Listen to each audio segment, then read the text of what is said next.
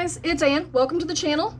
Today we're going to take a look in on my red wigglers, and one of the things that I wanted to talk about is how having a worm farm has saved me about $1,000 a year in any sort of soil amendments. So fertilizer, any sort of compost.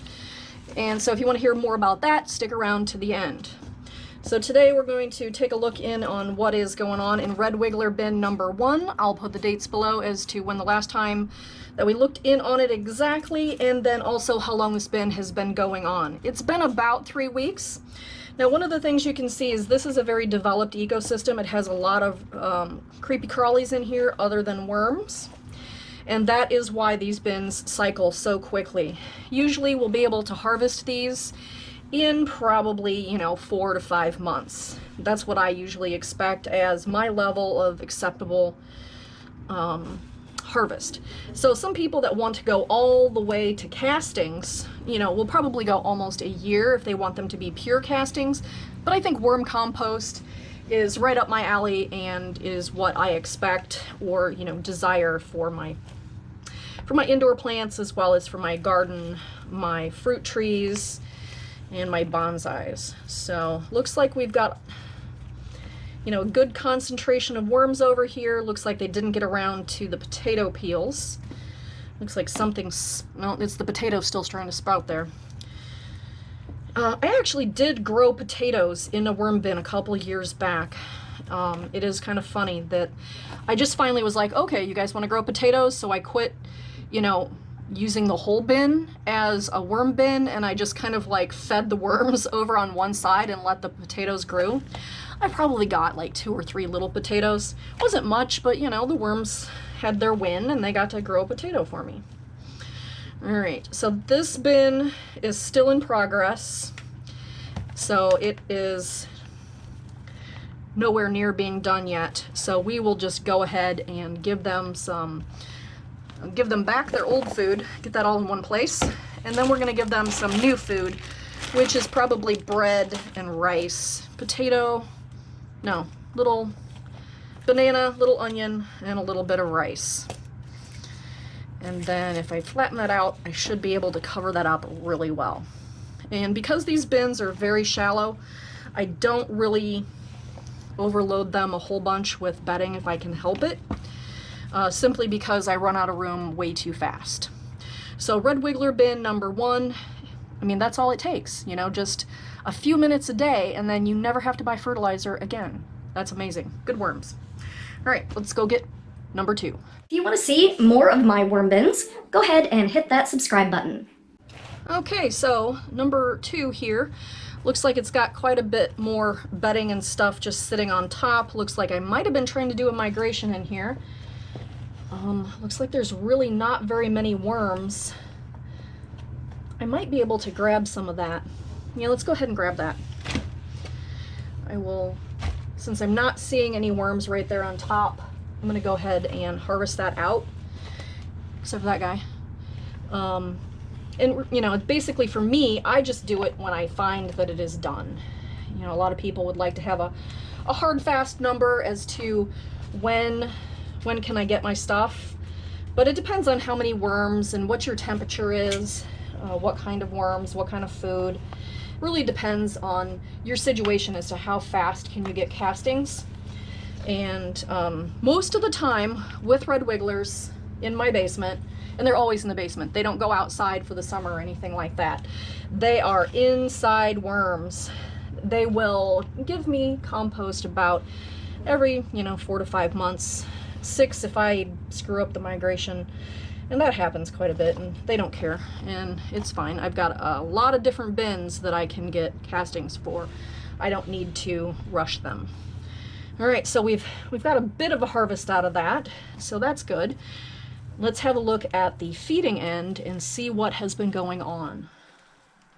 You can see a lot of the paper structure is still there, and when you feed a lot of paper for the bedding, you often will find that your castings are more of a milk chocolate color, as opposed to if you feed leaves for bedding, then the castings will be very dark, almost black.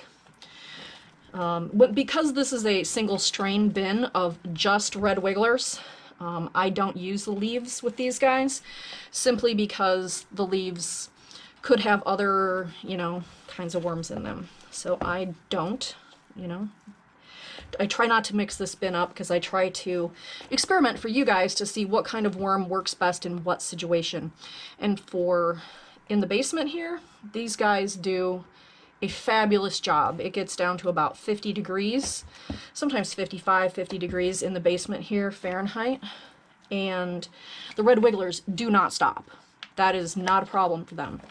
Whereas the blue worms do try, or they do kind of, you know, go into a little bit of a, not a hibernation, but they just really do slow down. They don't breed that much.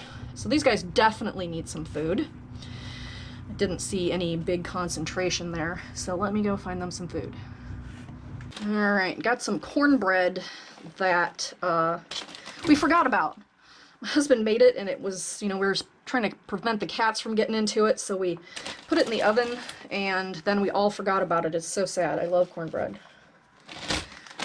But the worms also will enjoy it, so that'll work out fine too. It's a little dry. Let me get them some water. And also, because I don't use my normal prepared bedding with them, I generally will give them shredded paper that has not been rested, etc., like I do with my other big bins that are mixed. I just don't have any prepared bedding for them. So give them a little bit of coconut coir, get them some water, and let's kind of mix that in and see what we can do here. The worms are, for the most part, over there. So if this heats up a little bit, they've got some place to go to get away from it. It's not going to be a problem. Bury the bigger scraps under there, and then kind of cover that up a little bit. These guys do get a bit of a lid on them because I do stack them, and so that will, you know, keep any potential. You can kind of see around the edges here we've got some castings from where the side of the bin gets kind of wet, and then they kind of crawl around and look for something to do. Let's go get bin number 3. All right, well, let's look at bin number 3 here. A little bit of dryness down here. Let's kind of look and see what they're doing. I'll put the dates below. Looks like it's getting fairly well finished here. It probably, I could start migrating this maybe the next time. You can still see the flecks of the eggshell and a little bit of paper in there. Not much though, so we could start migrating them. I get in here about every 3 weeks, so in 3 weeks they will definitely start needing, you know, to start vacating the area here. So let's have a look. Got some nice chunky worms there. Good worms. Now let's see. It looks like they're trying to grow a potato. Let's see. Look at all those roots. Yeah. Wow. I suppose I could try and grow potatoes in the winter. What do you think? Just stick that in the corner over here and put that with the finished castings and see if we get, we'll just do that with one of them. See if we actually get any potatoes off of it. It's already got some pretty well developed leaves and stuff, so why not, right?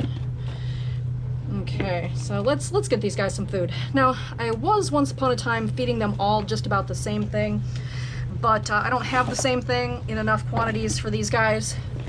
So they're going to get granola. I found that I had another bit of granola from Aunt Cece, and so that's what these guys are gonna get.